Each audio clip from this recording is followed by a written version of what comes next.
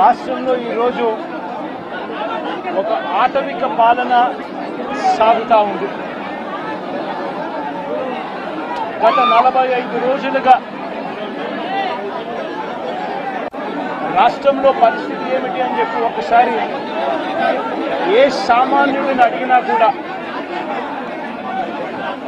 ఆ ప్రతి సామాన్యుడి నోట్లో నుంచి కూడా వచ్చే మాట ఒకటి, ఈ రాష్ట్రంలో లా అండ్ ఆర్డర్ లేదు, ఈ రాష్ట్రంలో ఆటవిక పాలన సాగుతూ ఉంది, ఈ రాష్ట్రంలో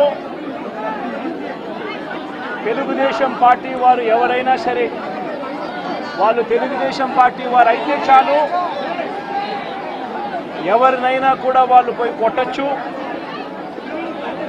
ఎవరి ఆస్తులైనా కూడా వాళ్ళు ధ్వంసం చేయొచ్చు, ఎవరినైనా హత్య చేయొచ్చు, ఎవరి మీదైనా హత్యా ప్రయత్నం చేయొచ్చు.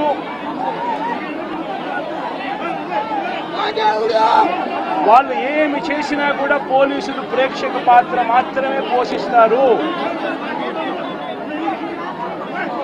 పోలీసులు ఇంకా అటువైపు నుంచి ఎవరైనా కేసు పెడితే దొంగ కేసులు వాళ్ళే తప్పు చేశారనంటూ పోలీసులు కూడా బనాయిస్తారు అనే ఒక నీచ సంస్కృతి ఈరోజు రాష్ట్రంలో రాజ్యం వెళ్తా ఉంది. నిజంగా నేను చంద్రబాబు నాయుడు గారిని ఒకటి అడుగుతా ఉన్నా, ఈ 45 రోజుల పాలనలో ఏకంగా 31 రాజకీయ హత్యలు జరిగాయి. 31 కూడా కాదు, ఇక్కడికి రాకముందు నాకు చెప్పిన మా వాళ్ళు నాకు చెప్పిన సంఖ్య 36. 45 రోజుల్లో దాదాపుగా 36 రాజకీయ హత్యలు, 300కు పైగా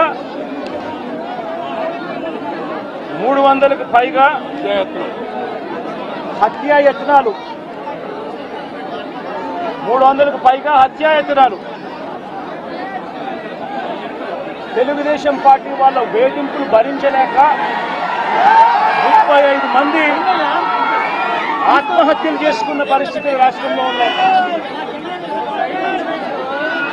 560 చోట్ల ప్రైవేట్ ఆస్తులను ధ్వంసం చేశారు. ఇంట్లో చొరబడుతున్నారు, ఆస్తులను ధ్వంసం చేస్తూ ఉన్నారు, షాపులను కాల్చేస్తూ ఉన్నారు. వైఎస్ఆర్సీపీ సానుభూతి పరుల చీనీ చెట్లను నరికేస్తూ ఉన్నారు. ఇటువంటి ప్రైవేట్ ఆస్తులు 560 చోట్ల ప్రైవేట్ ఆస్తులను ధ్వంసం చేశారు. 490 చోట్ల ప్రభుత్వ ఆస్తులను ధ్వంసం చేశారు. 490 చోట్ల ప్రభుత్వ ఆస్తులను ధ్వంసం చేశారు. ఇవి కాక 1000కి పైగా దౌర్జన్యాలు, దాడులు. 1000కి పైగా దౌర్జన్యాలు, దాడులు.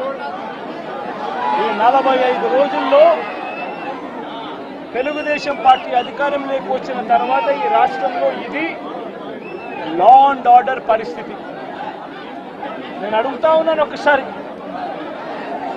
ఆలోచన చేయమని అడుగుతా ఉన్నాను, ఎంతటి దారుణంగా లా అండ్ ఆర్డర్ పరిస్థితి ఉంది అన్నదానికి నిదర్శనము ఈ రషీద్ కేసే ఒకటి తీసుకోండి, కావాలంటే రషీద్ కేసే ఒకటి కావాలంటే తీసుకోండి. ఇదే వెనుకొండకు ఇంతకు ముందు ఎస్పీగా రవిశంకర్ రెడ్డి అని చెప్పి ఇంతకుముందు ఎస్పీగా ఉన్నారు. మంచి ఆఫీసరు, అప్రైట్ ఆఫీసరు. ఎన్నికల వేళ వీళ్ళకున్న పలుకుబడితో ఆ ఆఫీసర్ను తప్పించేశారు. తర్వాత వీళ్ళకు కావలసిన అధికారిని, బిందు మాధవ్ అనే అధికారిని ఎస్పీగా తెచ్చుకున్నారు. ఈ బిందు మాధవ్ అనే అధికారి ఎస్పీ ఎంత అన్యాయస్తుడనంటే, ఈ అన్యాయమైన ఎస్పీని సస్పెండ్ చేస్తూ ఎన్నికల కమిషనే స్వయంగా నిర్ణయం తీసుకుని ఈ బిందు మాధవ్ అనే అధికారిని సస్పెండ్ చేశారు. దాని తర్వాత ఎన్నికల కమిషనే మల్లికా గర్గ్ అనే ఒక మంచి ఆఫీసర్ నువ్వు పెట్టింది. ఆ ఆఫీసరు చంద్రబాబు నాయుడు గారు అధికారంలోకి వచ్చిన వెంటనే ఆ ఆఫీసర్ను కూడా పంపించేశాడు. ఆ ఆఫీసర్ చంద్రబాబు నాయుడు గారి మనుషులకు తెలుగుదేశం పార్టీకి సహాయ సహకారాలు అందించను అని చెప్తే ఆ ఆఫీసరు వెళ్ళిపోయిన రోజు కొత్త ఎస్పీ శ్రీనివాసన్ అనే ఆయనను వీళ్ళకి సంబంధించిన ఆయన శ్రీనివాసన్ ఆయన తెచ్చుకున్నారు.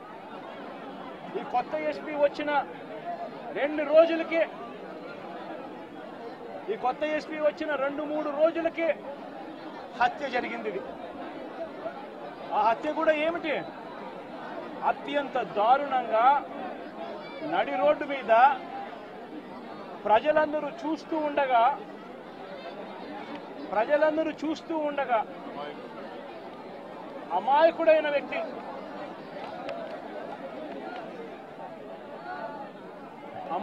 వ్యక్తి ఈ వ్యక్తి ఒక సాధారణ ఉద్యోగస్తుడు. వైన్ షాప్లో తాను పనిచేసుకుంటూ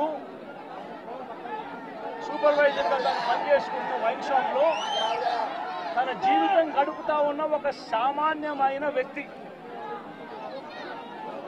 ఇటువంటి వ్యక్తిని అతి కిరాతకంగా నడి రోడ్డు మీద అందరూ చూస్తూ ఉండగానే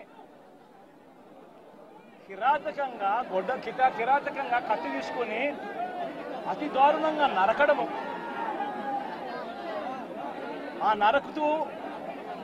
నరుకుతూ వైఎస్ఆర్ కాంగ్రెస్ పార్టీకి సంబంధించిన సానుభూతి పరులందరినీ కూడా ఈ మాదిరిగా మేము నరుకుతాము అని చెప్పి రాష్ట్ర వ్యాప్తంగా ఒక మెసేజ్ పంపించడం కోసం అతి కిరాతకంగా నడి రోడ్డు మీద ఒక వ్యక్తిని నరుకుతాం. ఎంతటి దారుణంగా ఉంది అంటే పోలీసు వ్యవస్థ వీళ్ళదే. ఇదే ఈనాడు, ఇదే ఆంధ్రజ్యోతి, ఇదే TV5 వీళ్ళందరూ కూడా పత్రికల ముసుగులో వీళ్ళు కూడా ఏ స్థాయికి దిగజారిపోయారో ఒక్కసారి గమనించమని అడుగుతా ఉన్నా. ఈనాడులో ఈరోజు నిన్నను ఒక స్టోరీ, అప్పుడెప్పుడో మోటార్ బైక్ కాలిందట. ఆ మోటార్ బైక్ అనే వ్యక్తి కాల్చింది. ఆ మోటార్ బైక్ అనే వ్యక్తి ఈ జిలాని ఇదే మోటార్ బైకు, అది వైఎస్ఆర్సీపీ వాళ్ళు కాల్చారట. అందుకనే 2 ఏళ్ల తర్వాత ఇది జరిగిందట అని చెప్పి ఒక దిక్కుమాలిన అబద్ధం చెప్తా ఉన్నారు. నిజంగా వీళ్ళు పత్రికలా, వీళ్ళు ఏమైనా పేపర్లా, టీవీలా?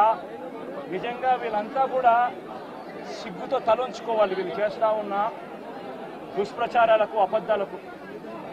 తీరా చూస్తే ఆ మోటార్ బైక్ ఎవరిది అని అంటే ఆ మోటార్ బైక్ జిలాంది కాదు. ఆ మోటార్ బైక్ ఆసిఫ్ అనే వైఎస్ఆర్సీపీకి సంబంధించిన వ్యక్తిది.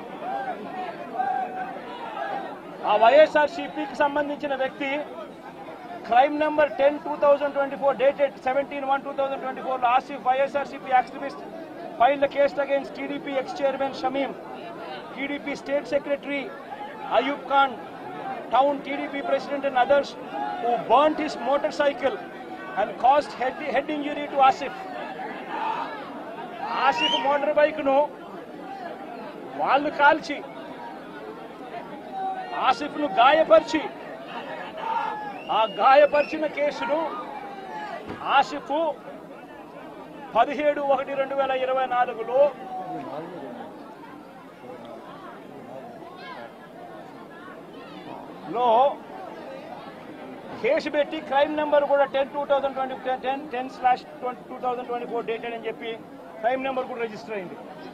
ఆ ఫోటో తీసి ఎప్పుడో జరిగిందని చెప్పి చూపించి ఆ కేసు మోటార్ బైక్ కేసు అప్పట్లో పోలీసులు తీసుకోలేదు అని చెప్పి మళ్ళీ పోలీసుల మీద కూడా ఒక తప్పుడు ప్రచారం మళ్ళీ పోలీసుల మీద కూడా వేసి అసలు జరిగిన ఇన్సిడెంట్ ఎప్పుడు అని అంటే ఇది 17/1/2024 జరిగినది. ఎవరి బైక్ నాకు కాలింది అని అంటే ఆసిఫ్ బైక్ కాలింది. ఆసిఫ్ ఎవరు అని అంటే వైఎస్ఆర్సీపీ మనిషి. చేసింది ఎవరు అని అంటే తెలుగుదేశం పార్టీకి సంబంధించిన Telugu Desam X chairman Shamim, Telugu Desam state secretary Ayub Khan వీళ్ళంతా. ఎంత దారుణంగా ఫ్యాక్ట్లను ట్విస్ట్ చేసి ఎస్పీ అనే వ్యక్తి కొత్తగా వస్తాడు, వచ్చిన 3 రోజుల కిందటే ఎస్పీ వస్తాడు, ఎస్పీ వచ్చిన 3వ రోజుకి హత్య జరుగుతుంది. ఇన్సిడెంట్ జరిగిన గంటలోపే ఎస్పీ బయటకు వచ్చి ఇది ఇద్దరు వ్యక్తిగత విషయాల వల్ల వాళ్ళకున్న మధ్యలో ఉన్న గొడవల వల్ల ఒకరిని ఒకరు చంపుకున్నారు అని చెప్పి తప్పుడు మాటలు మాట్లాడుతూ అబద్ధాలు చెప్తా ఉన్నాడు. నేను అడుగుతా ఉన్నా, కేసు పెట్టారని అంటా ఉన్నారు,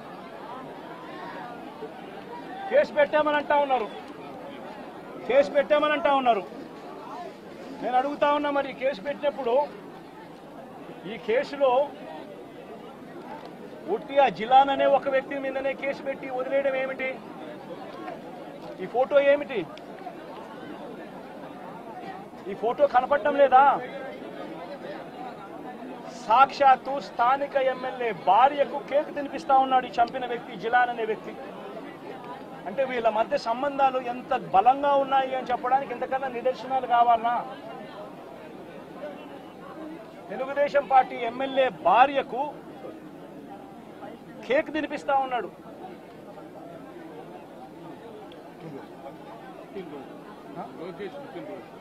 లోకేష్ పుట్టినరోజు నాడున వీళ్ళు కేక్ కట్ చేయడము, ఆ కేక్ మళ్ళీ ఈ జిలాన్ అనే వ్యక్తి ఎమ్మెల్యే భార్య కేక్ తినిపించడం. మరి ఇంత దారుణమైన ఇంత సత్సంబంధాలు కలిగిన వీళ్ళు, ఇది ఎమ్మెల్యేతో ఫోటో,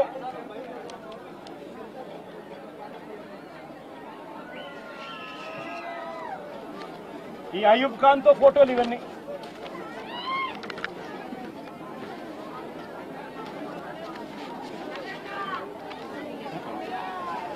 ఇది షబీం ఖాన్ తో ఫోటోలు.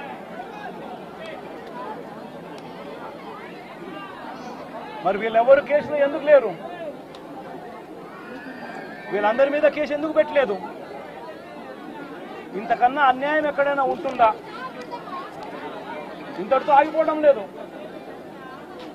మిథున్ రెడ్డి విషయం కూడా నిన్న కూడా మీరు అంతా చూశారు మీ కళ్ళతో. సాక్షాత్తు ఒక సిట్టింగ్ ఎంపీ తన నియోజకవర్గంలో తాను తిరగకూడదా? పుంగనూరు అనేది తన నియోజకవర్గం, తన పార్లమెంట్ సెగ్మెంట్ లో ఒక నియోజకవర్గం పుంగనూరు. ఆ పుంగనూరుకు ఎమ్మెల్యే వాళ్ళ నాయన పెద్దిరెడ్డి రామచంద్రారెడ్డి. ఆ నియోజకవర్గంలో తాను రెడ్డెప్పని చిత్తూరుకు సంబంధించిన ఎక్స్ఎంపీ, ఆయన కూడా పుంగనూరులో నివాసుడు. ఆయన ఇంట్లో కూర్చొని ఉంటే ఏకంగా ఇంటిని దిగ్బంధం చేసి, ఇంటి మీద రాళ్లు వేసి, కారును ధ్వంసం చేసి, రెడ్డెప్ప కారును కాల్చేసి, పోలీసుల సమక్షంలోనే ఇవన్నీ జరుగుతూ ఉన్నాయి అనంటే ఇంతకన్నా దారుణంగా లా అండ్ ఆర్డర్ పరిస్థితి, ఇంతకన్నా దారుణంగా దిగజారిపోయిన పరిస్థితి ఎక్కడైనా కనిపిస్తుందా? దొంగ కేసులు పెడతా ఉన్నారు, పోలీసులను ప్రేక్షక పాత్రగా పోషించే కార్యక్రమం చేయిస్తా ఉన్నారు. చివరికి ఏ స్థాయిలోకి లా అండ్ ఆర్డర్ వెళ్ళిపోతా ఉంది అనంటే లా అండ్ ఆర్డర్ గురించి పట్టించుకునే పరిస్థితిలో పోలీసులు ఎవ్వరూ లేరు. లా అండ్ ఆర్డర్ ఏ స్థాయిలో వెళ్ళిపోతా ఉందనంటే చివరికి అమ్మాయిల మీద అత్యాచారాలు జరుగుతూ ఉన్నాయి, పోలీసులు ఎవరూ పట్టించుకోవడం లేదు. అగత్యాలు జరుగుతూ ఉన్నా కూడా ఎవరు పోలీసులు పట్టించుకోవడం లేదు. పట్టించుకోవాల్సిన అవసరం ఏముంది? చంద్రబాబు నాయుడు పట్టించుకోవద్దని చెప్తా ఉన్నాడు కదా అని చెప్పి వదిలేసిన పరిస్థితులు. నేను అడుగుతా ఉన్నా, ఇదే గతంలో వైఎస్ఆర్సీపీ ప్రభుత్వం ఉన్నప్పుడు ఏ రోజు కూడా తెలుగుదేశం పార్టీ వాళ్ళని చంపండి, తెలుగుదేశం పార్టీ వాళ్ళని కొట్టండి, తెలుగుదేశం లబ్ధిదారులకు మేలు చేయకుండా వదిలేయండి అని ఏ రోజు ఇన్స్ట్రక్షన్స్ ఇవ్వలేదు. ప్రతి అక్క చెల్లెమ్మ కూడా బయటికి పోతే తన ఫోన్లో దిశ యాప్ ఉండేది. ఆపదలో ఉంటే 5 సార్లు ఫోన్ షేక్ చేసినా లేదా SOS బటన్ నొక్కితే చాలు పోలీసులు వెంటనే వచ్చి అక్క ఏమైంది అని చెప్పి తోడుగా ఉండే పరిస్థితులు గతం. ఈరోజు పరిస్థితులు ఏమిటి? లా అండ్ ఆర్డర్ పూర్తిగా దిగజారిపోయిన పరిస్థితులు కనిపిస్తూ ఉన్నాయి. ఎందుకు ఈ మాదిరిగా జరుగుతూ ఉంది? కారణం చంద్రబాబు నాయుడు అనే వ్యక్తి తప్పుడు మాటలు చెప్పి, తప్పుడు వాగ్దానాలు చేసి, ప్రజలను మోసం చేసి, ప్రజలకు ఆశ కల్పించి తాను ముఖ్యమంత్రి పదవిలోకి ఎక్కాడు. ప్రజలను దారి తప్పించేందుకు, ప్రజలెవరూ కూడా ప్రశ్నించే పరిస్థితి రాకూడదు అనే ఉద్దేశంతో ప్రజల్లో భయాందోళన క్రియేట్ చేసే కార్యక్రమంలో భాగంగా ఈ మాదిరిగా దాడులు చేస్తూ, ఈ మాదిరిగా అన్యాయాలు చేస్తూ, ఈ మాదిరిగా తాను దిగజారిన రాజకీయాలు చేస్తా ఉన్నాడు. ఇది నేను ఒకటే హెచ్చరిస్తా ఉన్నా, ఖచ్చితంగా వీటి మీద ప్రొటెస్ట్ జరుగుతుంది. అసెంబ్లీ రోజున, గవర్నర్ ప్రసంగం రోజున ఉభయ సభలను ఉద్దేశించి గవర్నర్ మాట్లాడే ప్రసంగంలో గవర్నర్ను ఖచ్చితంగా నిలదీస్తూ, గవర్నర్ ప్రసంగాన్ని అడ్డు తగులుతూ, గవర్నర్ను ఖచ్చితంగా నిలదీస్తూ వైఎస్ఆర్సీపీ గలం విప్పుతుంది. దాని తర్వాత ఖచ్చితంగా మళ్ళీ మంగళవారము వైఎస్ఆర్సీపీకి సంబంధించిన ఎమ్మెల్సీలు, ఎమ్మెల్యేలు, ఎంపీలు, రాజ్యసభ సభ్యులు, లోక్సభ సభ్యులు అందరూ కూడా ఢిల్లీకి వెళ్తారు. వెళ్ళి బుధవారము ఢిల్లీలో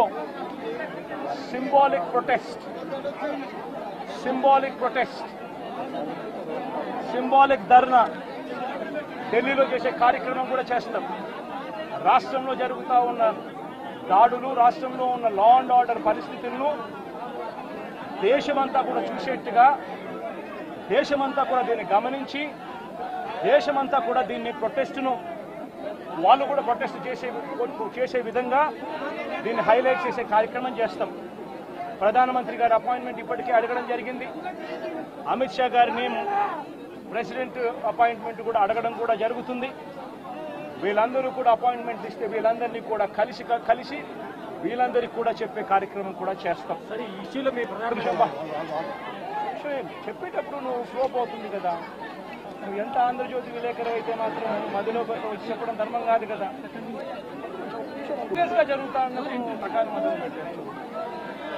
ప్రధానమంత్రి అపాయింట్మెంట్ను, హోంమంత్రి అపాయింట్మెంటు, ప్రెసిడెంట్ గారి అపాయింట్మెంటు, వీళ్ళ ముగ్గురు అపాయింట్మెంట్ కూడా అడగడం జరుగుతూ ఉంది. వీళ్ళ ముగ్గురిని కూడా కలిసే కార్యక్రమం కూడా జరుగుతుంది. వాళ్ళ అపాయింట్మెంట్ ఇస్తే వాళ్ళని కూడా కలిసే కార్యక్రమం జరుగుతుంది. జరిగి వీళ్ళందరినీ కూడా రాష్ట్రంలో జరుగుతూ ఉన్న దిగజారిన పరిస్థితులను ఎక్స్ప్లెయిన్ చేసి, రాష్ట్రంలో ప్రెసిడెంట్ రూల్ పెట్టాల్సిన అవసరం ఎంత ఉంది అని చెప్పి కూడా గట్టిగా వాళ్ళ దృష్టికి తీసుకొని పోవడం కూడా జరుగుతుంది. చెప్పమని అడుగుతున్నాను. ప్రధానమైన డిమాండ్ ఈ ఇన్సిడెంట్లో అన్నా, ఈ ఇన్సిడెంట్లో ప్రధానమైన డిమాండ్ ఒకటేనా, ఆ కుటుంబం ఏం పాపం చేసిందని చెప్పి ఆ కుటుంబంలో ఒక మనిషిని చంపారు.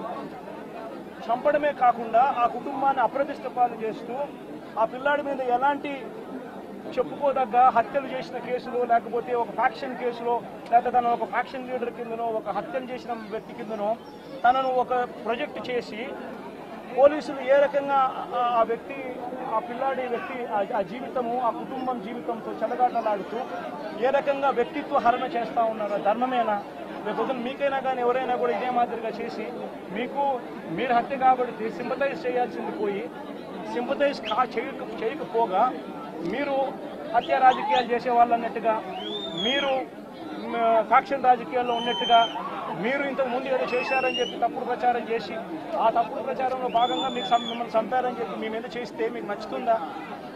కనీసం పోలీసులు అనే వాళ్ళు ప్రేక్షక పాత్ర వీడి చంద్రబాబు నాయుడు అనే వ్యక్తి క్షమాపణ చెప్పాలి. మోస్ట్ ఇంపార్టెంట్ థింగ్, రాష్ట్రంలో జరుగుతూ ఉన్న దాడులను తాను ఖండించి క్షమాపణ చెప్పి ఇక మీదట ఇలాంటి పరిస్థితులు ఉండవు అని చెప్పి ప్రజలకు భరోసా ఇవ్వాలి.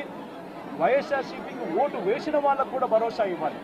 ఎందుకనంటే ఈరోజు ముఖ్యమంత్రిగా తాను ఉన్నాడు అని అంటే కేవలం వైఎస్ఆర్సీపీ నుంచి కూడా ఒక 10% ఓట్లు అటువైపున తన మోసానికి అటువైపున నమ్మి అటువైపున పోయిన ఓట్లే కదా. ధర్మంగా అది కదా ఈ మాదిరిగా చేయడం. మొట్టమొదటిసారిగా చంద్రబాబు నాయుడు క్షమాపణ చెప్పాలి. పోలీసులు వాళ్ళ విధులు నిష్పక్షపాతంగా చేసే విధంగా పోలీసులు అడుగులు ముందుకు వేయాలి. ఇవన్నీ జరిగేదానికోసమే ఒత్తిడి తీసుకొచ్చే కార్యక్రమంలో భాగంగా ఇవన్నీ చేస్తారు.